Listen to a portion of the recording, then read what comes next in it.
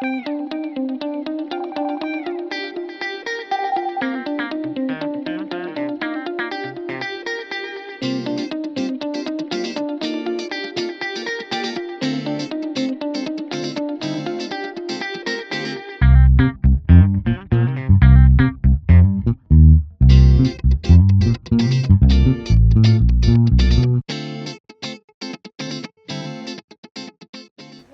su vida dedicada a los derechos humanos y la justicia.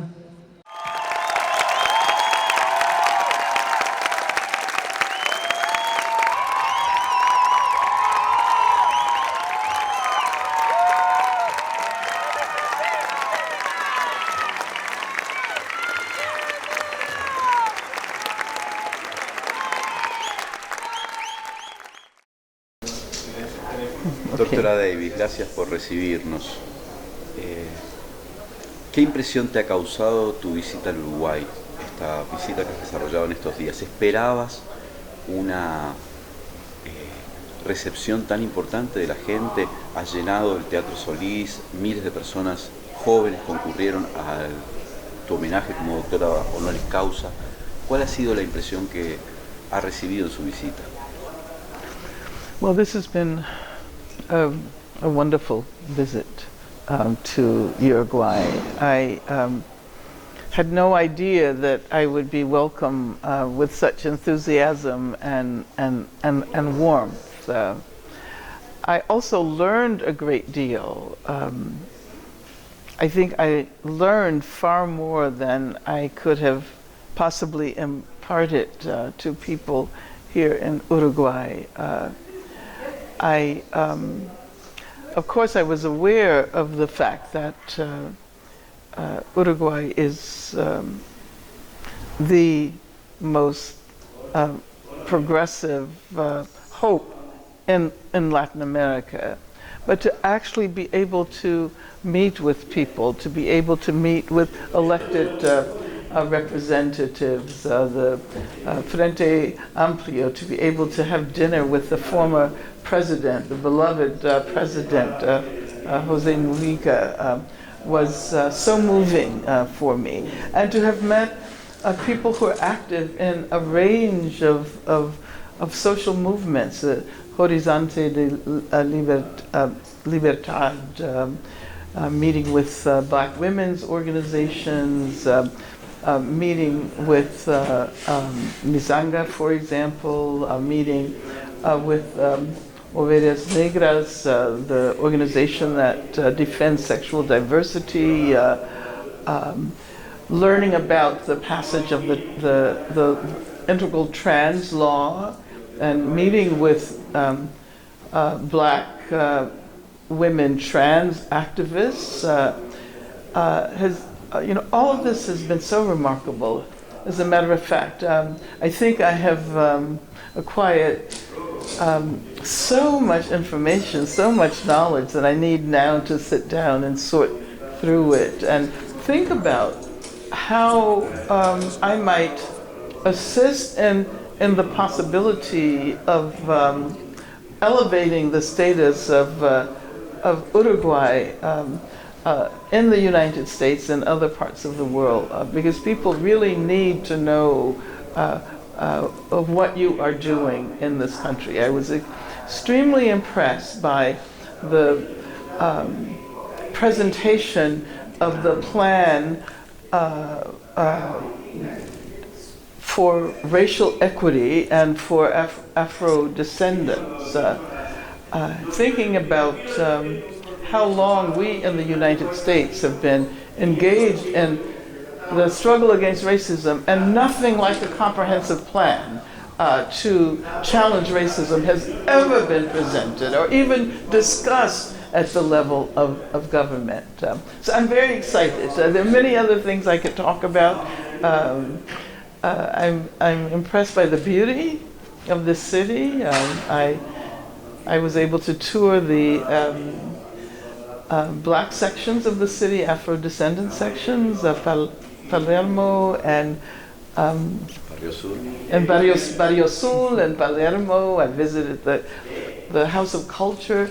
So this is, for me, has been a really exciting, enlightening visit.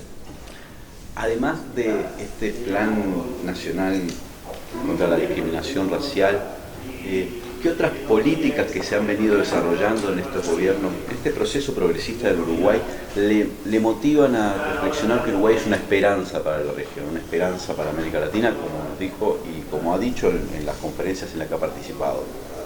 Well, Uruguay is the only country in Latin America that has legalized abortion. And that in itself is quite remarkable, and it goes much further than the legalization of abortion in the US, because the legal case that decided that abortion should be legal, that case was based on privacy law. So that means that actually only women who have the means, who have the financial means to pay for abortions can actually benefit from that.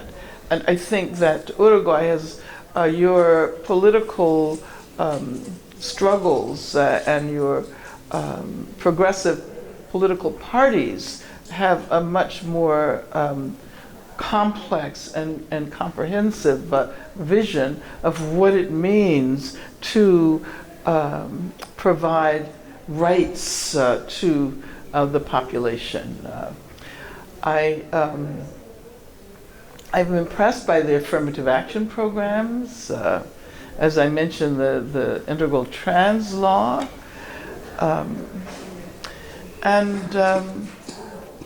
Not only the laws, because laws can be instituted and no change actually happens, but the determination to actually create a different consciousness and to provide the material means with which to transform these laws into practice.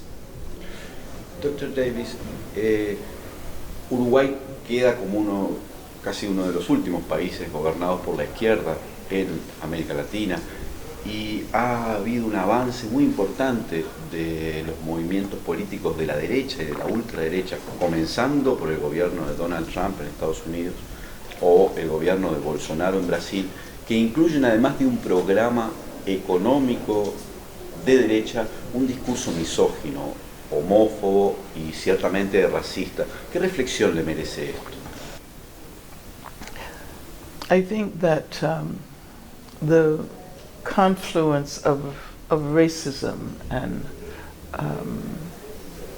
heterosexism, transphobia can be seen in the Trump administration, can be seen in the Philippines with Duterte, and can be seen most dramatically, of course, in Bolsonaro. But these three figures are most explicit in their embracing of racism and Islamophobia and homophobia. It does not mean that there are not structures in place that guarantee the perpetuation of these forms of oppression in other places.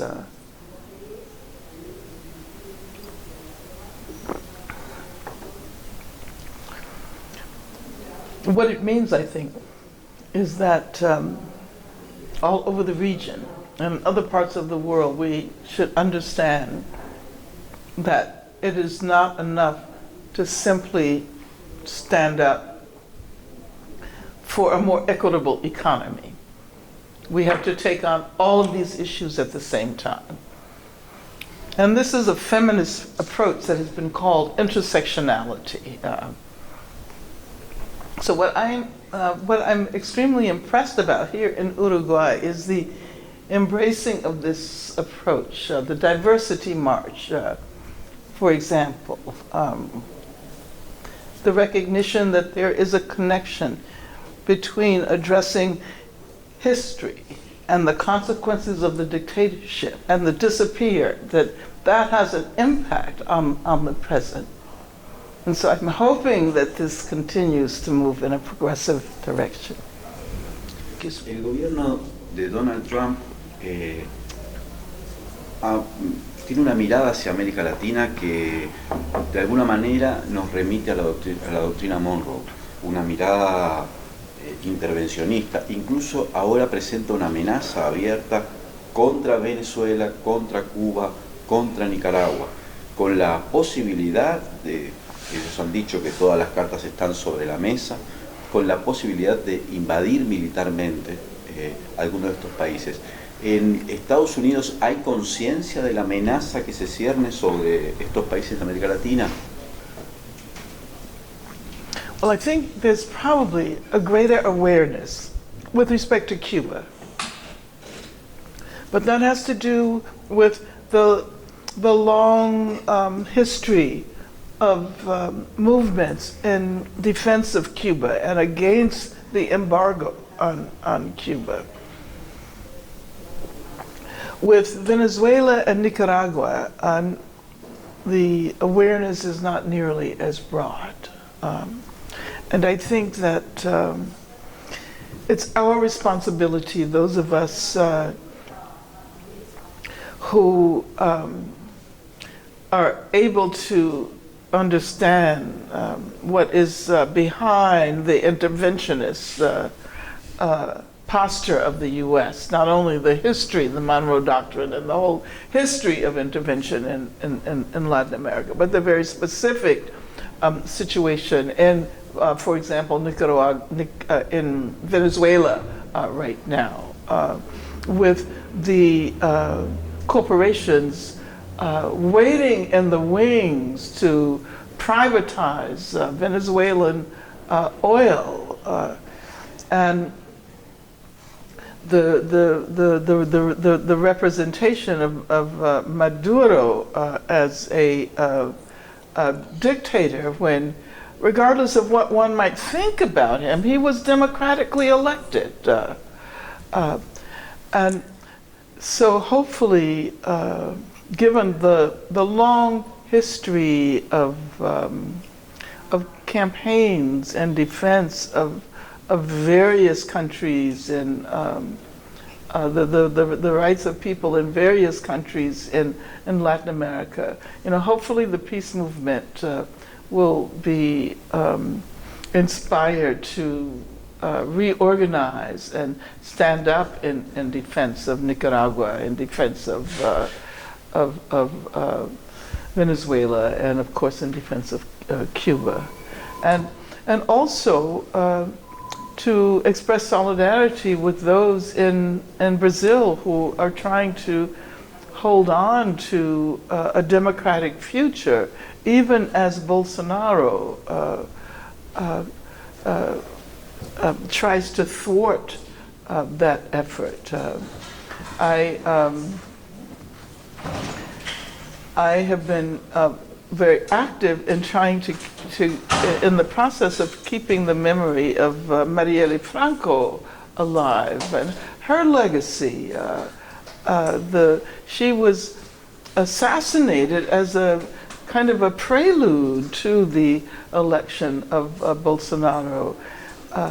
And the movements in which she was active, the LGBT movement, the anti-violence movement, the movement against the militarization of the police, should not only be strengthened within Brazil, but we in the US and in other places need to provide material and spiritual solidarity with those struggles. Thank you for this interview. I know you have to go to the airport, so we have to cut, but thank you very much. And thank you.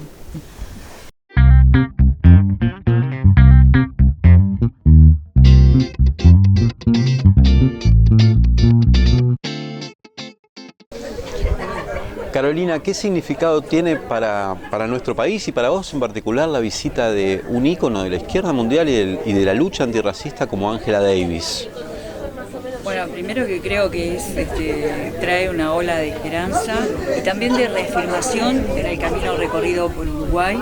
Ella lo destacó sobre el final de su discurso en el Solís, cuando dijo que podría pensarse que Uruguay es un país pequeño, que no tenemos tantos habitantes, que ella cree que no, y que en realidad se ha forjado la estructura para las democracias del futuro.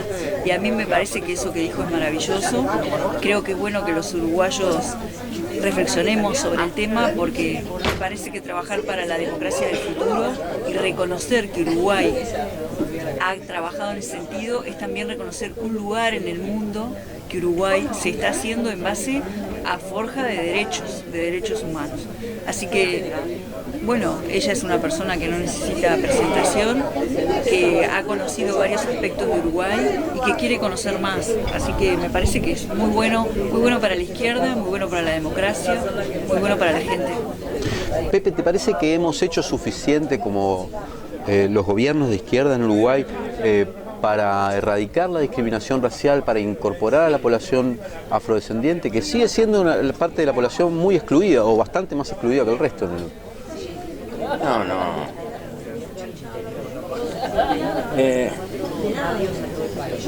Es más fácil cambiar la economía que las raíces culturales de una sociedad. Porque la cultura expresa los remanentes que lleva muchísimo tiempo. Cambia la estructura material, sin embargo el trazo de la cultura se arrastra mucho más allá. A nuestras espaldas existen sociedades esclavistas. Con la gente de color tenemos, el naciente capitalismo los descuajó de su naturaleza y los trajo a prepo y los impuso como trabajadores baratos, les quitó la libertad, los ultrajó, los pisoteó. Hasta parte de nuestra lucha de la independencia está ligada indirectamente con este fenómeno. La cruzada de los 33, que ni eran 33, ni eran todos orientales, pero tiene como principales financiadores los vendedores de tasajo del Río de la Plata, Anchorena, Rosa, etc. ¿Por qué? Porque Brasil, ocupando la vieja banda oriental, los dejaba sin mercado. ¿De qué? Del charque. El charque era la comida, la proteína que se necesitaba para mantener las poblaciones esclavas en el norte de Brasil, con la explosión de la producción azucarera. Hay un fenómeno económico que financia parte de nuestras luchas de la independencia, porque los salariistas argentinos habían perdido un mercado. La verdad es cruda y fea. ¿Vos pensás que nuestra sociedad es racista? Yo creo que hay gotas de racismo por todos lados. Se van diluyendo, pero es una lucha de futuro. Para que el futuro de la humanidad sea relativamente convivible, esto ya no es un problema de derecho, es un problema de conveniencia para las futuras generaciones, para los jóvenes de hoy cuando tengan mi edad. ¿Por qué? Porque en 40 años más la mitad de la población del globo es de color. Porque en este partido está tallando la enorme natalidad de África pobre. Y eso va a influir en el mundo como una balanza. Los que no quieren ver estos fenómenos es porque no amplifican la cabeza de lo que está pasando en el mundo. La seguridad futuro del mundo va a depender en mucho que aprendamos que la mejor forma de convivir es desterrar el racismo, porque vamos a hacer una gigantesca mezcla. Los mulatos van a reinar en el mundo, van a abundar en el mundo, van a aparecer los de ojos rasgados con piel negra y al revés los amarillos. Va a haber todo eso. Va a haber los rubios de mota. Para ahí va la humanidad. Pepe, A pesar de todos los reaccionarios que hay en el mundo. Porque los pobres son más. ¿Qué significó africanos. para vos cuando, me imagino, cuando vos eras un joven militante, un joven revolucionario, la figura de Angela Davis y el movimiento por la liberación de ella en los principios de los años 70? ¿Recordás eso? Nos sacudía, nos establecía Era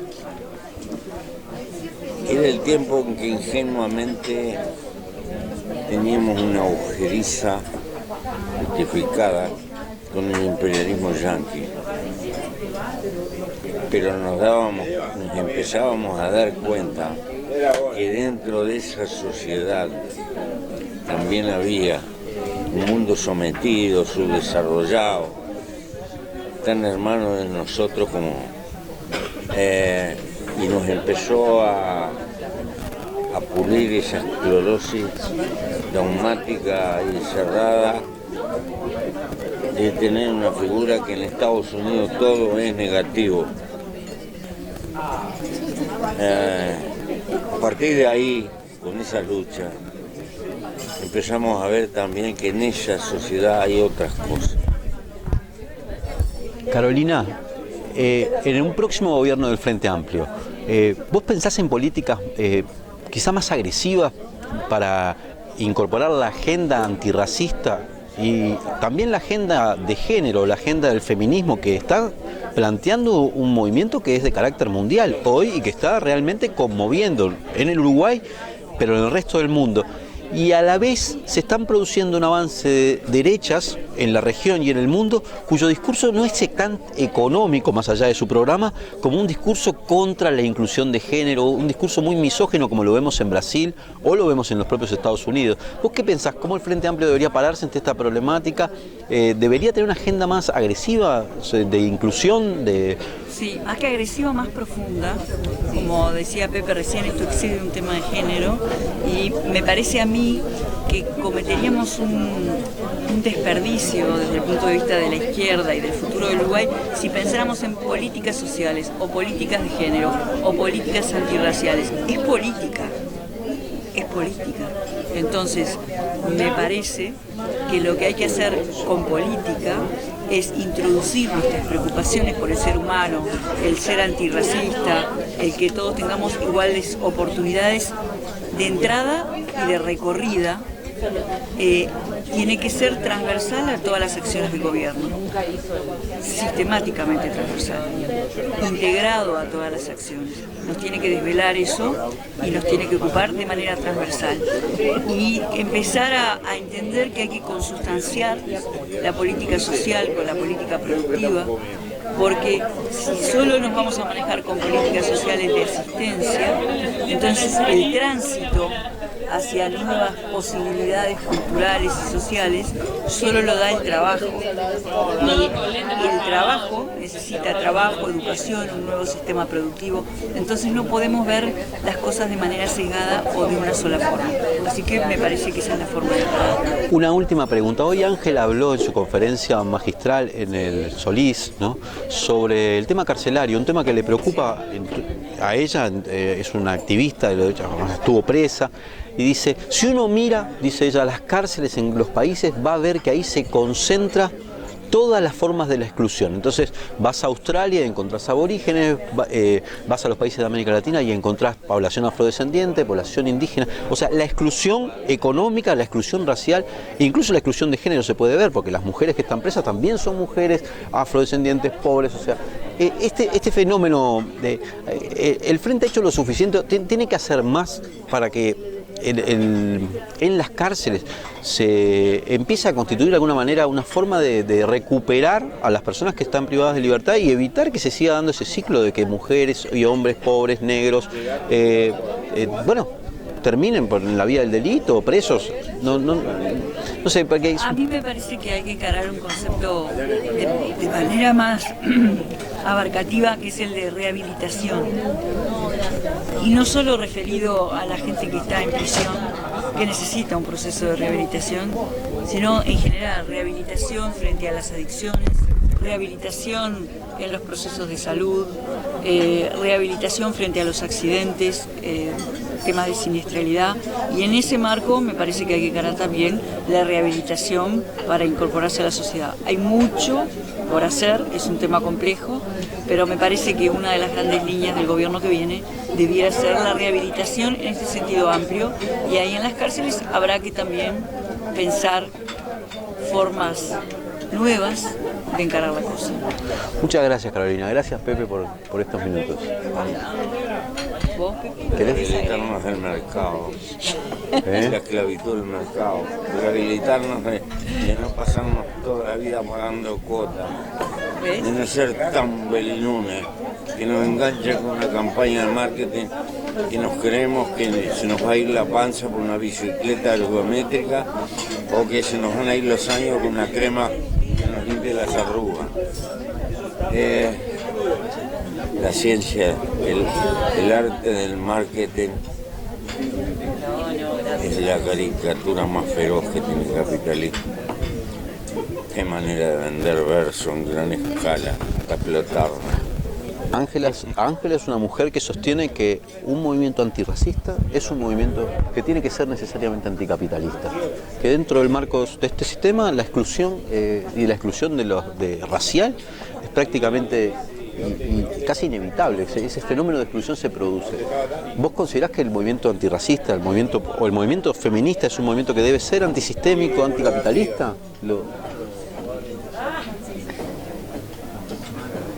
Hay mucho para ese boletín. No creo que la cuestión feminista deje por el camino la cuestión de clase. Pero hay un feminismo. No está planteado así. No, ya sé que no. No está planteado. Pero yo no puedo ver el feminismo como apartado de eso. Sino incluido.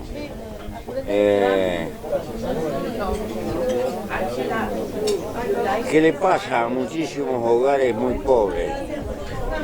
Le pasa lo siguiente, que la mujer queda con 3, 4 hijos y el varón disparó. Y tiene que hacer frente a la sociedad.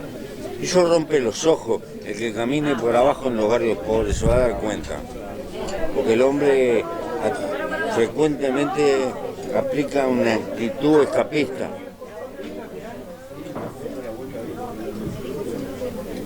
Hay que ocuparse de la reivindicación del papel de esa mujer y la lucha que tiene esa mujer. Un feminismo que no entienda eso, y bueno, se aleja de la tragedia de la diferencia de clase. Yo sé que hay quienes reducen el feminismo a una cuestión de que las mujeres intelectualmente educadas tengan un acceso similar a los hombres en la política, en el mundo empresarial, obvio. Eso me resulta una obviedad, pero lo que no me resulta una obviedad, la situación de las mujeres en círculos de pobreza que cumplen con su papel de subordinada a los fenómenos de la maternidad y quedan tiradas al costado de la vía.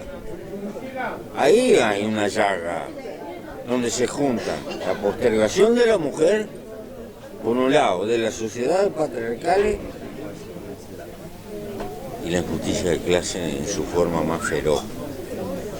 Eso que después nos cobra. Entra en sintonía con el planteo de Ángela Davis en Mujer,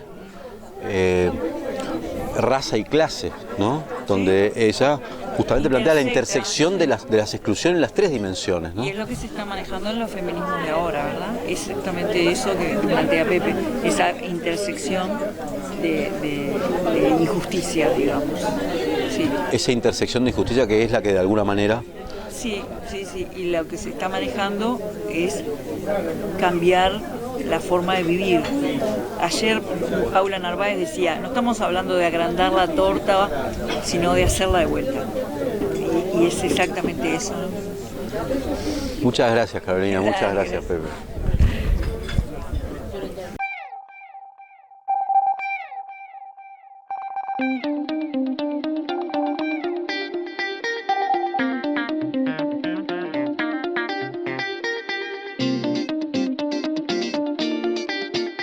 Marina, ¿qué significó para vos la visita de Angela Davis al Uruguay?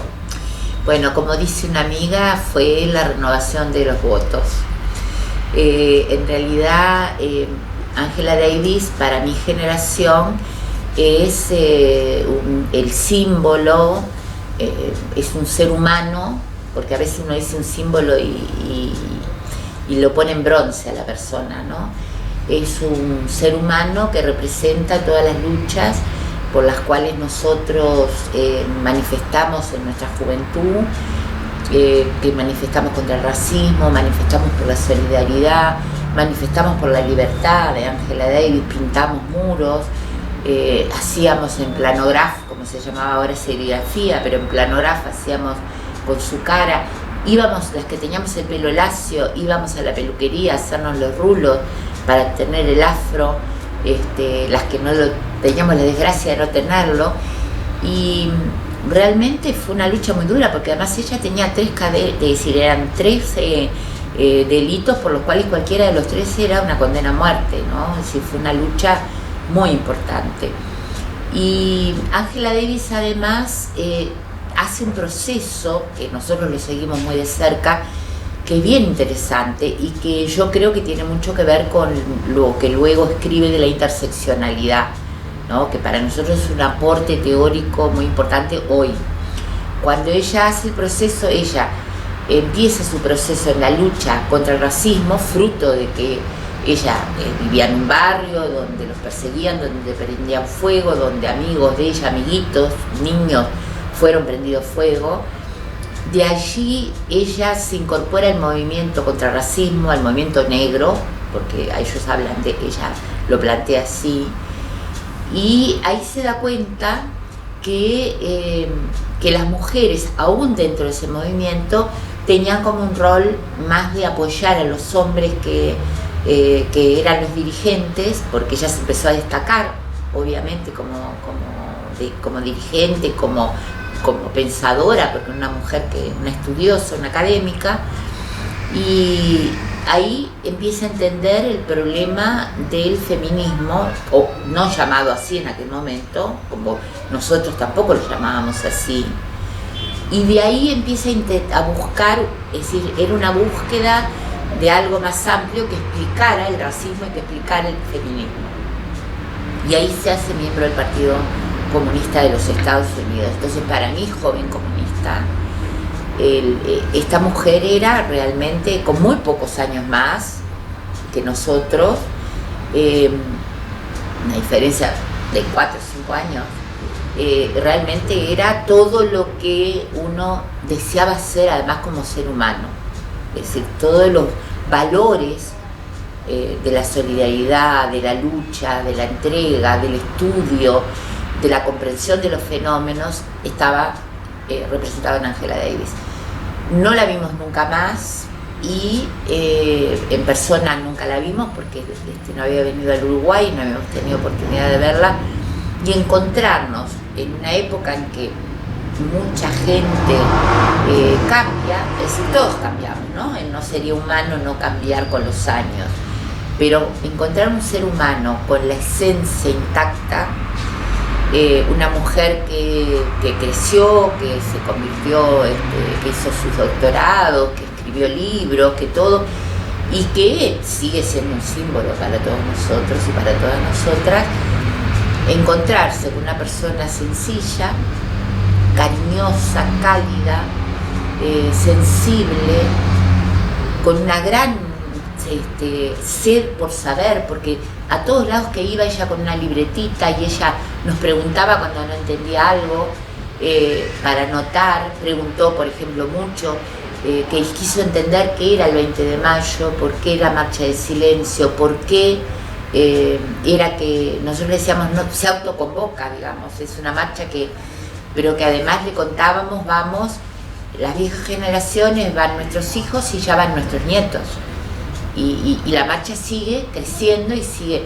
El 8 de marzo le explicamos lo de la diversidad, cómo el fenómeno de la diversidad dejó de ser un fenómeno para grupos que que manifestaban y que muy bien, para hacer una cosa realmente de solidaridad y de apoyo y de bandera del conjunto del pueblo uruguayo, podríamos decir, y no solo Montevideo. Entonces todas esas cosas ella las fue incorporando y fue preguntando y por qué y cómo, y es decir, con una gran avidez por saber. Y una de las cosas que a mí me emocionó muchísimo, que creo que no lo esperábamos, porque esto fue un trabajo muy largo, acá nuestro director de promoción sociocultural, nadie daba 2 vintenes porque iba a lograrlo. Hace 3 años que venía tratando de tomar contacto, primero con la universidad, después con los movimientos sociales, para lograr esto que logramos, ¿verdad? Y que lo logramos conjugando la Intendencia, nosotros, las organizaciones afro, las organizaciones de la diversidad. Es decir, eso también estuvo bueno esa intersección. Pero lo más emocionante de todo para mí fue la cantidad de gente joven. Impresionante, eso es impresionante. Sobre todo el día que la universidad le entrega el doctorado honoris causa. Bueno, creo que es la primera vez que la universidad entrega el doctorado honoris causa en la explanada, ni siquiera lo puede entregar adentro. Y a mí me resulta primero me resulta impactante, pero además en las varias dimensiones que tiene Ángela Davis, que yo no sé si todo el mundo está plenamente consciente. Estamos hablando efectivamente de una militante, de una activista antirracista, de una mujer, de una perseguida, llegó a ser la persona más buscada por el FBI en ese momento. Pero además estamos hablando de una teórica marxista, que fue, fue pupila de Marcuse, de Adorno, que produjo además esa obra teórica que se condensa en Mujer, ella Raza y es Clase. bien interesante, ella va a Alemania a estudiar a la escuela de Frankfurt y se siente que tiene que volver a Estados Unidos a pelear. Y entonces va a la universidad donde Marcuse está dando clases. Pero ella vuelve porque se siente que su gente estaba dando la pelea y ella no estaba. Porque ella, si se quiere, tuvo la ventaja de nacer en un hogar de capas medias bajas, en el sentido que sus padres eran maestros, pero que era diferente a sus vecinos o sus amiguitas, qué sé yo, que nacieron en la pobreza total, ¿no? Entonces, ella pudo estudiar también en una escuela separatista, claro, pero de todas maneras tuvo esa oportunidad que otros no tuvieron. Y ella, estando en Alemania, que podía haber seguido haciendo su carrera, decide volver a pelear, porque decide que su lugar de lucha está en Estados Unidos.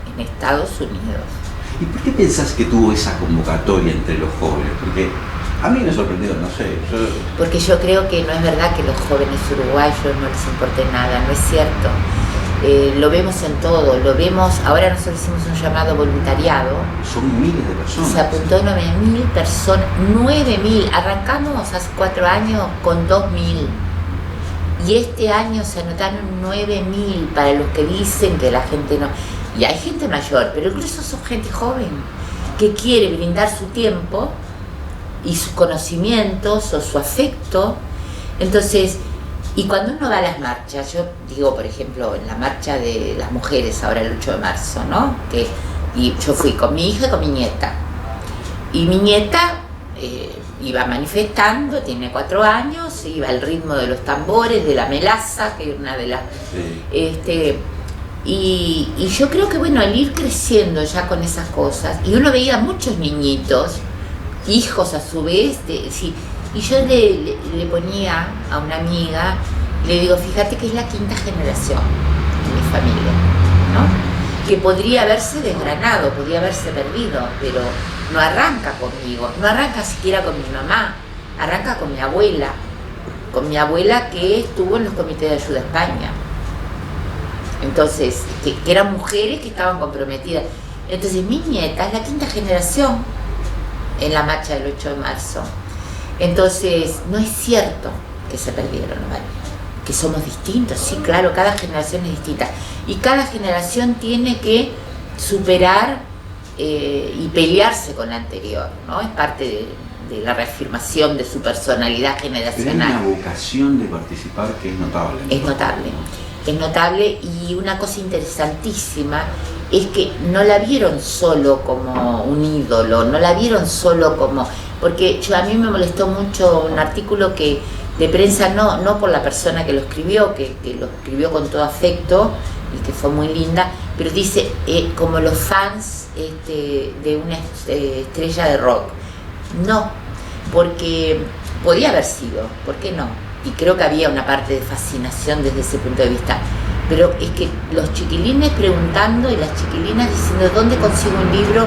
¿Dónde consigo lo que escribió? Quiero leer lo que tú decías, una pensadora que sigue elaborando, que plantea cosas muy revulsivas. Yo digo, yo soy marxista, y para mí los planteos que hace Angela Davis, que tienen que ver con esto que decimos de la interseccionalidad, que tiene que ver con la clase, la raza, la etnia, el género, la diversidad sexual. En el Solís le preguntan por qué ella no utiliza el término lesbiana, es decir, porque además es lesbiana, y ella dice porque para nosotros en Estados Unidos eso está, toda la parte de la diversidad sexual, a diferencia del Uruguay, está identificado con la mayoría blanca y por lo tanto tiene un matiz racista, cosa que en el Uruguay no pasa.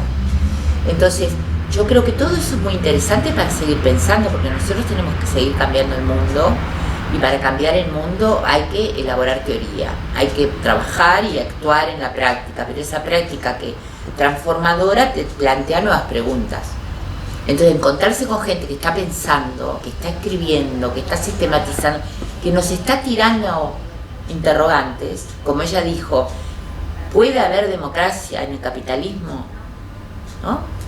Pensemos, puede haber.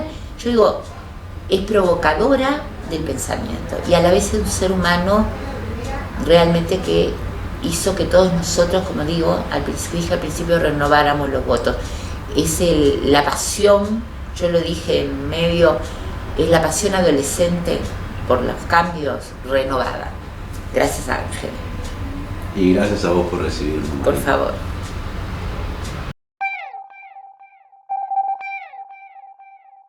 Thank you.